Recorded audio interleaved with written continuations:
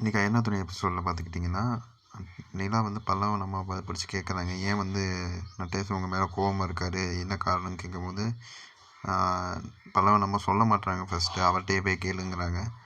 அதை வந்து திரும்பி திரும்பி கேட்கும்போது சொல்கிறாங்க, பல்லவன் வந்து அவர் பையனே இல்லை, விட்டுட்டு போனால் அப்போ கோவப்படாமல் என்ன பண்ணுவாங்களாம் அப்படின்னு சொல்கிறாங்க.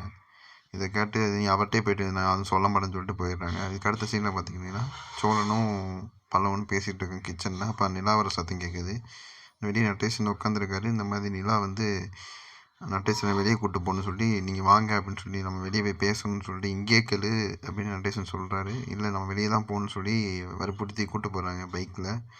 கூப்பிட்டு போயிட்டு இருக்கும்போது எங்கேயாவது தனியாக நின்று பேசுகிற மாதிரி இடம் சொல்லுங்கன்னு சொல்லும்போது கோயில் இருக்குது, கோயிலுக்கு போனாங்க 2 பேரும். அங்கே பார்த்துக்கிட்டிங்கன்னா, நான் ஒன்று கேட்பேன், நீங்கள் பதில் சொல்லணும்.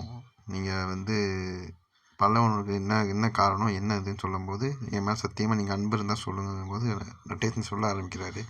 நான் லாரி ஓட்டும்போது வந்து குஜராத்து அடிக்கடி போவேன். சமைச்சு கொடுக்குறது வந்து அந்த பல்லவன் அம்மா. அவனும் அவன் புருஷனும் நல்லா தான் இருந்தாங்க, பிள்ளைங்க இருந்தாங்க. அதுக்கப்புறம் என்னாச்சுன்னா, பல்லவன் அம்மாவோட புருஷன் இறந்துட்டார். அப்புறம் வந்து இந்த மாதிரி அந்த இப்போ இருக்க புருஷன் வந்து என்னை கல்யாணம் பண்ணிக்கொண்டு டார்ச்சர் பண்ணிடுது. அதுக்கு பயந்து என் கூட ஓடி வந்துட்டா. நான் கூப்பிட்டு வந்து வீட்டில் வச்சுக்கிட்டேன்.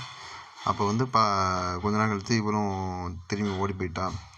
அப்போ வந்து நான் பல்லவன் வந்து என் பையனே இல்லை, நான் பல்லவன் அம்மாவெலாம் கல்யாணம் பண்ணிக்கல, அந்த சின்ன பையனுக்காக தான் என் கூட வச்சுக்கிட்டேன். அந்த பல்லவன் பாவம் பாண்டியன் சேரன் கூட விளையாடும்போது அப்படியே அண்ணன் தம்பி மாதிரி பழக ஆரம்பிச்சிட்டாங்க. எனக்கும் அந்த சந்தோஷத்தை பார்த்து ரொம்ப இதாகிடுச்சு. அதனால் நானும் எதுவும் வெளியே காமிச்சிக்கல.